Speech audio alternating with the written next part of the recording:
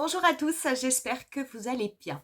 Non, il n'y a absolument aucun problème avec votre téléphone ou avec votre téléviseur. Nous sommes bien en noir et blanc juste pour l'introduction de la vidéo. Pourquoi? Eh bien parce qu'aujourd'hui, je vais vous proposer un nouveau genre de vidéo que je n'avais pas encore fait jusque-là. Et si ça vous plaît, écoutez, on le développera. Ça va être la vidéo vintage. On va revenir à la couleur. Voilà. Et en fait, pourquoi ce nouveau type de vidéo? Tout simplement parce que je trouve que la cosmétique est quand même un monde qui va extrêmement vite. Il y a beaucoup de nouveaux produits qui sortent tout le temps dans l'année, dans toutes les marques. On n'a pas forcément la possibilité de tout acheter, on n'a pas forcément ni l'argent, ni l'envie, ni quoi que ce soit. Et je trouve que l'on a tendance à oublier peut-être un petit peu vite les anciens produits que l'on a achetés, surtout les anciennes palettes, et qui sont pourtant de très très bons produits, mais qui sont un petit peu passés de mode parce que justement il y a trop de nouveautés. Du coup, j'ai envie avec ce type de vidéo que l'on ressorte un petit peu les palettes que l'on a dans nos tiroirs, ces palettes qui nous ont plu, que l'on a achetées, qui quelquefois ont été de véritables coups de cœur et que l'on a tendance à laisser un petit peu à l'abandon. Et aujourd'hui, pour cette première vidéo vintage, on va commencer avec une palette qui est vraiment chère à mon cœur parce que c'est une des premières palettes que j'ai achetées lorsque j'ai lancé ma chaîne YouTube il y a maintenant presque 4 ans. Et c'est une palette de Natasha Denona. C'est la Glam palette. Je vous la montre. Voilà cette palette. Pour moi, c'est une des plus belles palettes qu'a fait Natasha Denona. Je vous avais fait une playlist, je crois qu'il y a 9 vidéos dessus. Donc, autant vous dire que j'ai vraiment fait pas mal de choses.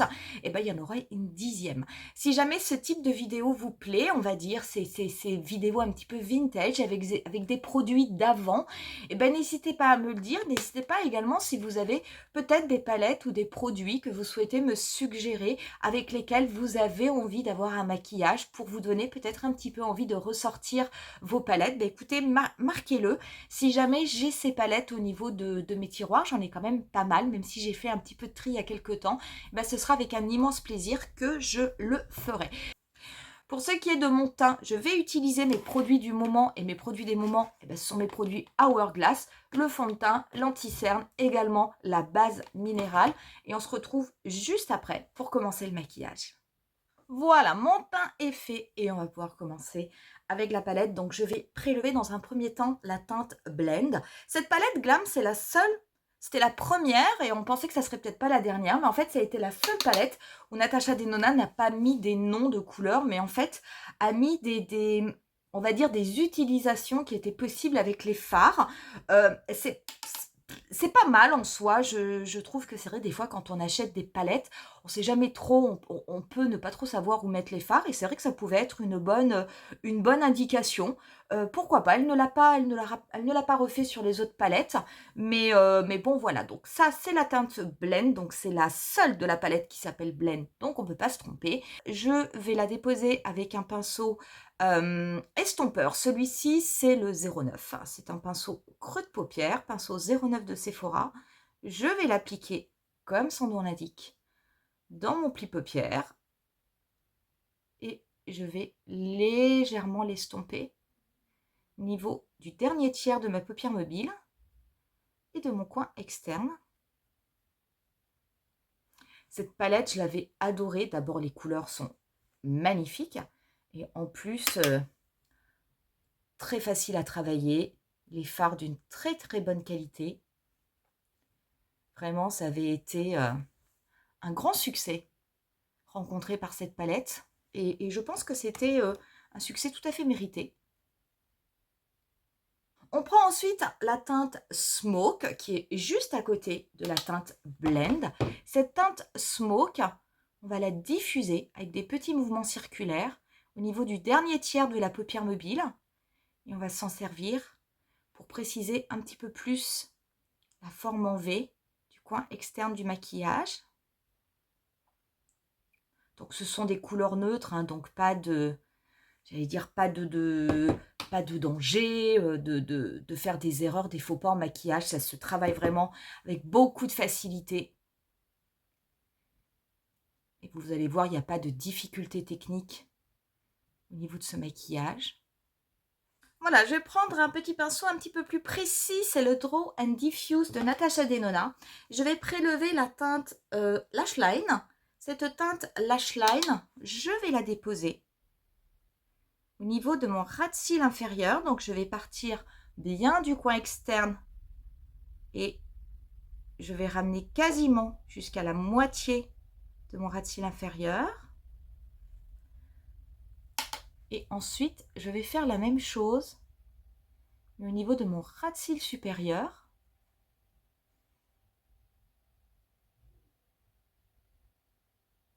Également, je vais l'étendre à peu près jusqu'à la moitié. Enfin, j'affine le trait au fur et à mesure que je vais vers le coin interne. Je reprends ensuite mon pinceau et un tout petit peu de la couleur Lash Line, simplement pour estomper vraiment au niveau du coin externe de mon œil. Donc ça va apporter un petit peu d'intensité au maquillage, mais pas trop. Donc vraiment, j'ai juste trempé une fois mon pinceau. Vous voyez, j'estompe, de façon à ce que cela reste léger. C'est vraiment pour intensifier un tout petit peu le coin externe. Oh, cette palette, je trouve que tous les fards sont beaux, tous les fards sont beaux.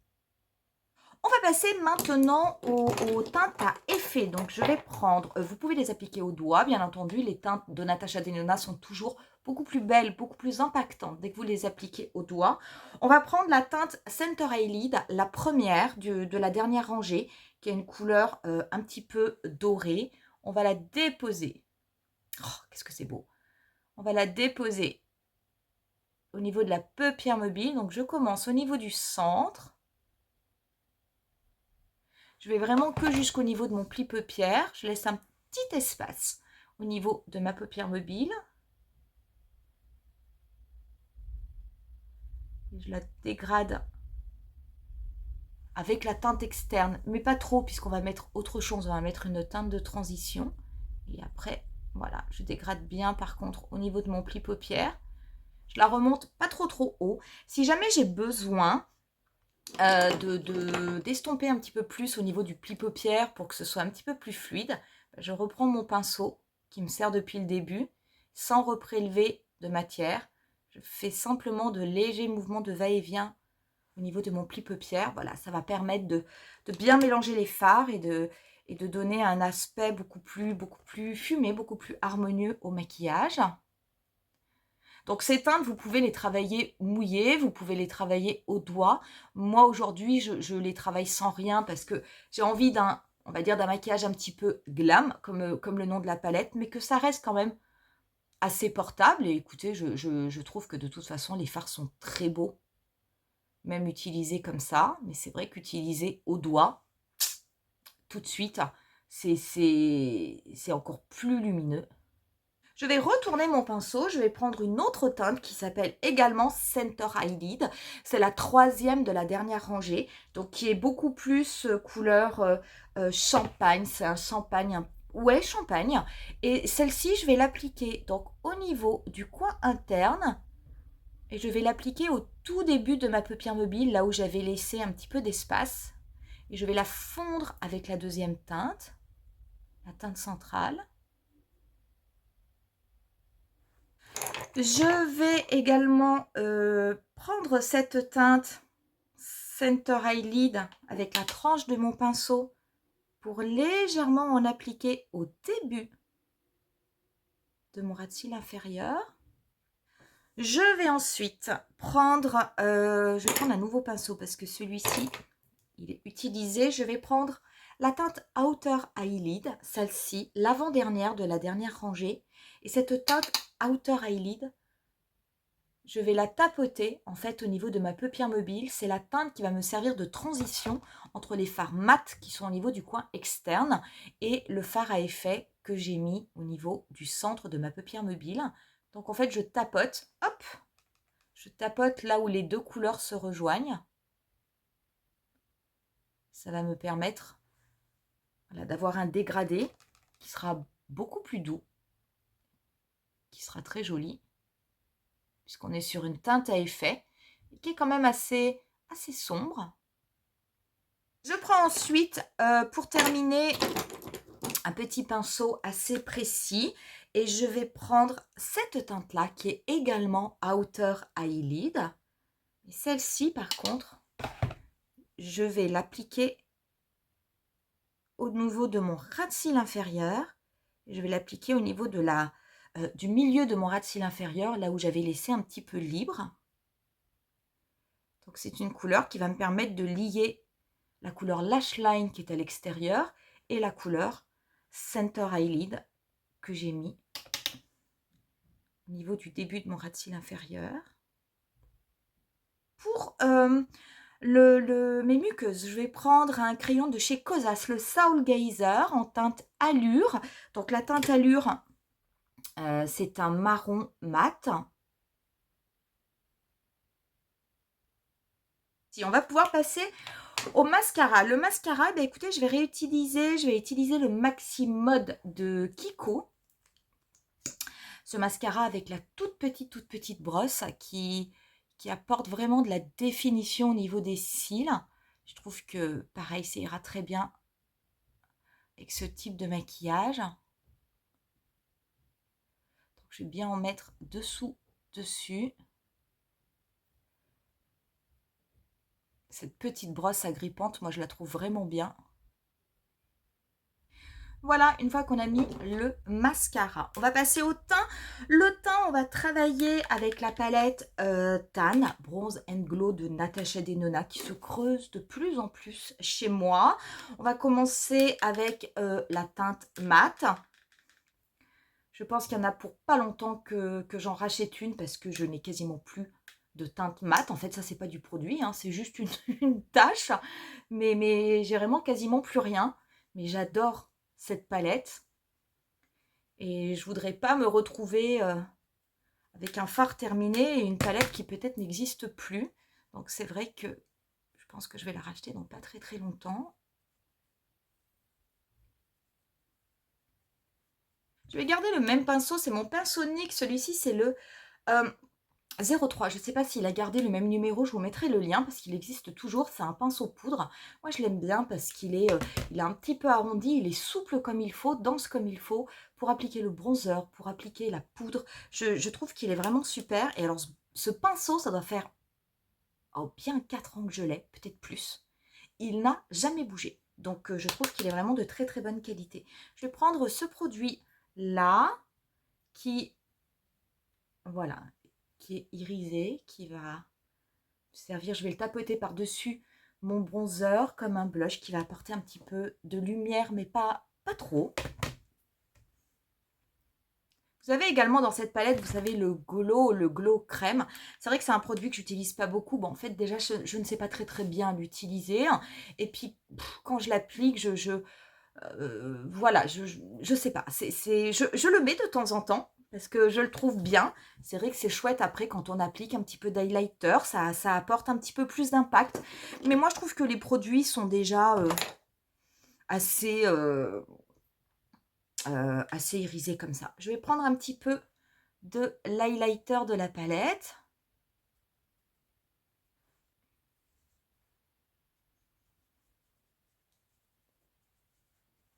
Je vais en mettre un petit peu au niveau des lèvres. Voilà, comme ceci. Je vais mettre quand même un petit peu une touche de blush qui apporte un petit peu plus de peps et je vais utiliser le Bloom Highlighting Blush. Je vais vraiment en prélever très peu. C'est simplement pour apporter un petit peu plus de peps au niveau du rebondi de ma joue. Mais j'aimerais vraiment faire quelque chose de léger.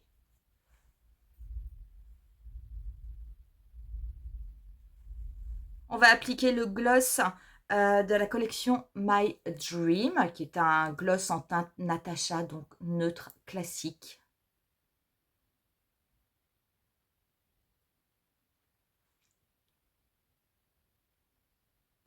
Et on en aura terminé avec ce look. Bah écoutez, moi ce maquillage, oui c'est du neutre, mais franchement je l'adore. Cette palette glam, j'allais dire, c'est vraiment la palette où vous ne pouvez pas vous rater. Je veux dire, les couleurs sont très belles, l'harmonie est très belle. Il y a un très bon équilibre entre les teintes claires, les teintes intermédiaires, les teintes intenses.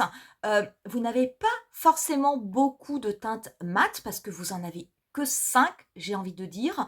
Mais vous avez les couleurs essentielles. Dans les 5, vous voyez 1, 2, 3, 4, 5, vous avez vraiment toutes les intensités que vous pouvez avoir besoin pour réaliser un maquillage, que ce soit un maquillage intense ou que ce soit au contraire quelque chose de très léger. Et puis après, eh ben, au niveau des teintes à effet, franchement, vous avez un choix qui est quand même extrêmement intéressant. Vous avez des couleurs qui sont un petit peu rosées, vous en avez d'autres qui vont vraiment vers ici, vers le champagne, le gris. Là, vous avez un petit peu de doré. Vous avez vraiment de tout, de tout, de tout. Je trouve que cette palette est magnifique et aujourd'hui encore, vous voyez, on l'a travaillé aujourd'hui, je peux vous assurer, je l'ai travaillé avec beaucoup de plaisir.